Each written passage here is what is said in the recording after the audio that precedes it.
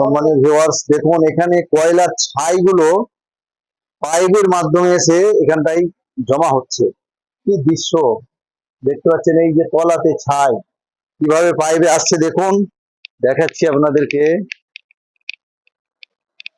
অনেক দূর থেকে পাইপে করে ছাই এইভাবে আসছে দেখুন, 4 কিলোমিটার দূর থেকে আসছে শুধু কয়লার ছাই।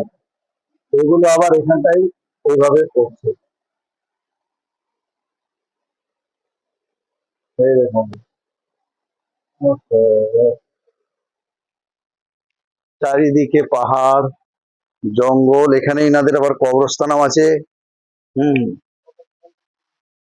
হুম, এই যে পানিগুলো গভীরে যাচ্ছে কোথায়, পাথরের তলা দিয়ে টেনে নিচ্ছে। আচ্ছা।